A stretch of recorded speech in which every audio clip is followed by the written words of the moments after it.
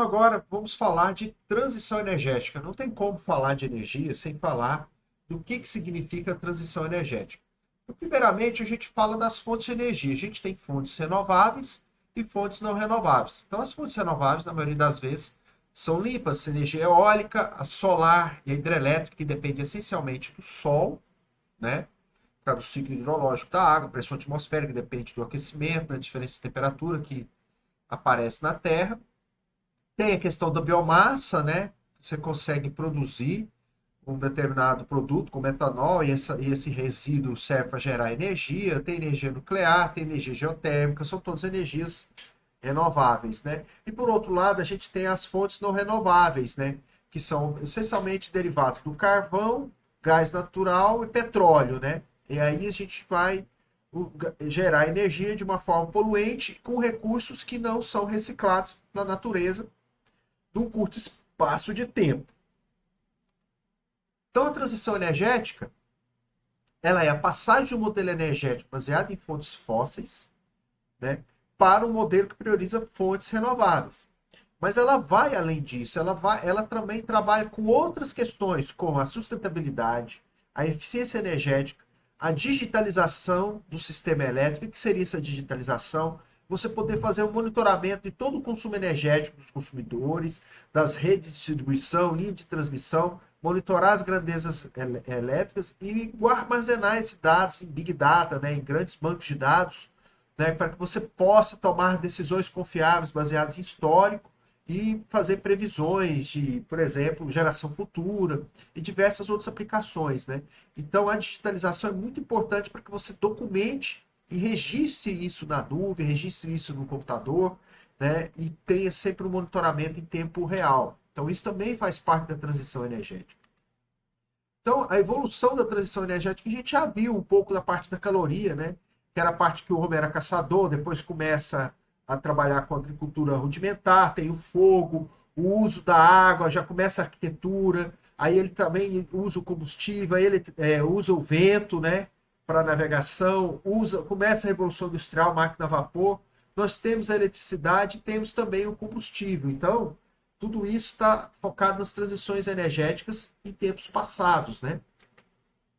Então, hoje a gente quer sair dos combustíveis fósseis, de equipamentos pouco eficientes e não sustentáveis, para geração renovável, sustentável, né? Utilizando aí fontes renováveis, solar, veículos elétricos, melhorando performance de baterias, né? Então, quais seriam as vantagens dessa transição energética? A gente está combatendo a mudança climática, né? Se você está tendo mais geração renovável e mais eficiência energética, você vai reduzir os gases de efeito estufa, vai diminuir o aquecimento global, ou pelo menos diminuir o crescimento desse aquecimento, né?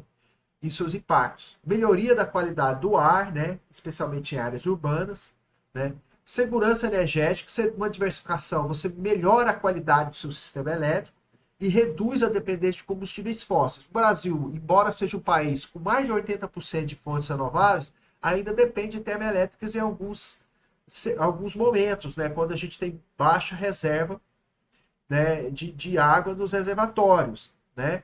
Então, se você tem uma diversificação, aumenta a quantidade de geração solar e eólica, você vai depender menos dessas termoelétricas, por exemplo, que é a base de combustíveis fósseis e não renováveis.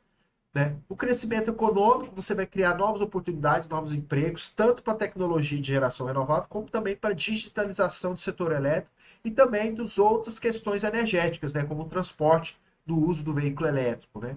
E também tem a sustentabilidade, né? Que você promove o uso de recursos naturais limpos e abundantes, garantindo um futuro mais sustentável. Né? Ou seja, você está usando energia que gera menos impacto ambiental. Todas as tecnologias, praticamente todas, geram impacto ambiental, né? Mas a geração renovável, no geral, ela tem um impacto ambiental bem menor do que quando você tem fontes de geração não renováveis.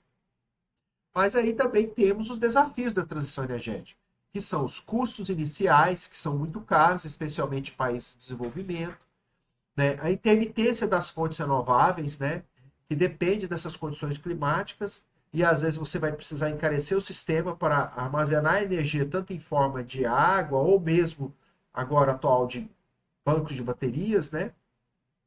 integração com a rede. O Brasil, que é o sistema elétrico, sistema interligado nacional, ele já tem uma tecnologia boa de interligação, mas isso não funciona em todos os países, essa integração. Né? E funciona em estudos constantes da incorporação de fontes intermitentes, como solar e eólica, no sistema elétrico. Né? E tem também setores da economia, ou mesmo países inteiros, que têm resistência a mudanças. Né?